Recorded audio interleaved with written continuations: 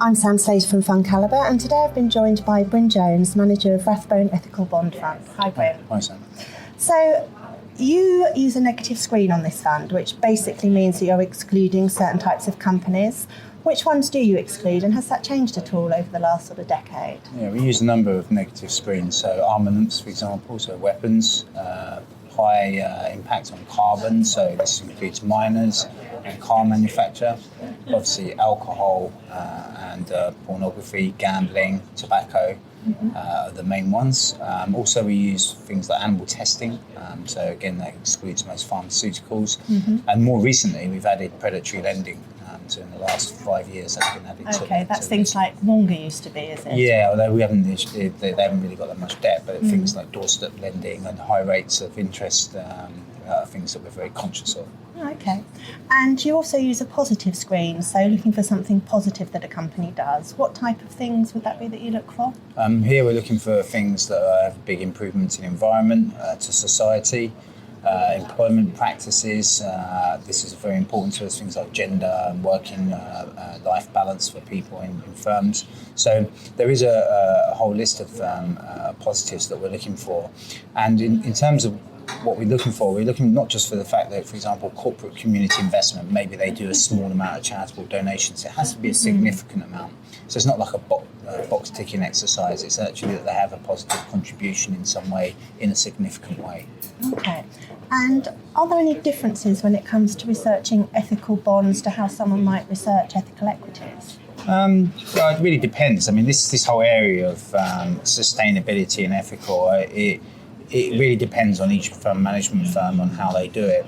And I really liken it to a little bit like religion. Everybody has a kind of moral goal that they want to achieve, but many different religions, they all get there in different ways. Right. And I think this really depends on each. You get sustainable funds, you get best of sector funds, you get ethical funds. And I really think it depends on the individual fund management firm or the mandate in which people are looking at on how they actually achieve it. I think one difference between equities and bonds is that you have to remember that bonds have an asymmetric return. Right. So the upside side is pretty limited. It's your yield, and if you're really clever, a bit of spread compression. Whereas equity investors have a much bigger upside, so they're looking for growth potential. And I think really it comes down to that they're looking for the big new growth areas in terms of ethical investing, whereas what we're looking for is more about cash flow and being able to sort of capacity to pay the debt back.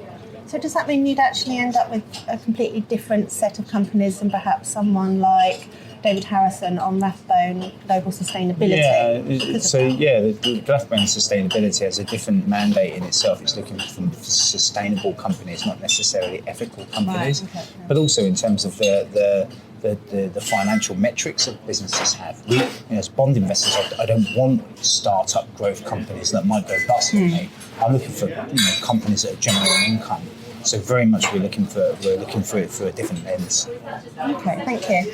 Decarbonisation is a bit of a buzzword at the moment, but renewable energy is quite a small part of your portfolio.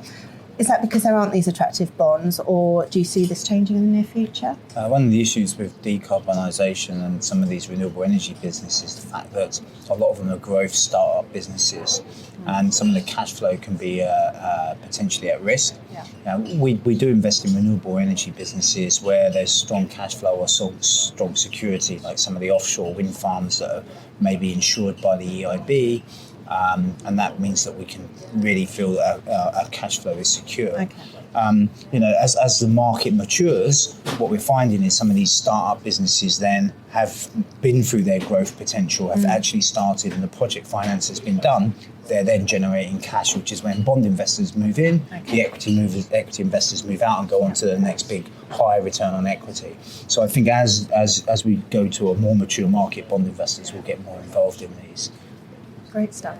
And last but not least, you studied human geography at university. Do you ever use this knowledge when you're meeting company management? I think I really do, actually. And this is a point I did a BA in geography, and it's very much about why people do things and looking at the real world. So we learn about economics, we learn about the environment, we learn about climate change, we learn about sort of changes in big epochs and how at the moment I think we're going through a change from Holocene to Anthropocene and these big overarching themes. Anthropocene's a new epoch, so currently we're in an epoch called Holocene. If you think of epochs, things like the Cambrian, the Jurassic, etc., you go back through history, the way that we can tell whether we're in a new epoch is basically if you go through the sediment and, the rocks. So in 1,000 years' time, we'll be able to look back to today and say, well, actually, there was climate change, the CO2 parts per million were higher, there's the radioactive waste, there's loads of chicken bones lying around because we've been eating loads of chickens and farming them. So that's what they're saying is this new epoch is a complete change, and that humans are having a massive impact on Earth. And so one of the things that we're doing is when we're looking at investment themes is saying, well, sustainable and long-term investing is understanding this Anthropocene theme, right? So our investment ethos now is all around this Anthropocene theme. So I do think in my kind of thought processes in terms of the way that I approach everything, it's on a very generic basis, but it's able to pick up many different things and then deliver down into my team, and who may be more mathematical or have an economics degree, who then can analyse that in a different manner, in a more specific way. So I do think having my degree has actually helped me in delivering in fantastic returns for the fund over the long term. That's great. Thank you very much indeed. Thanks. If you'd like to find out more about Rathbone Ethical Bond Fund, please visit FundCalibre.com and please subscribe to the Investing on the Go podcast. Please remember we've been discussing individual stocks to bring investing to life for you. It's not a recommendation to buy or to sell. The fund may or may not still hold these stocks at the time of your listening.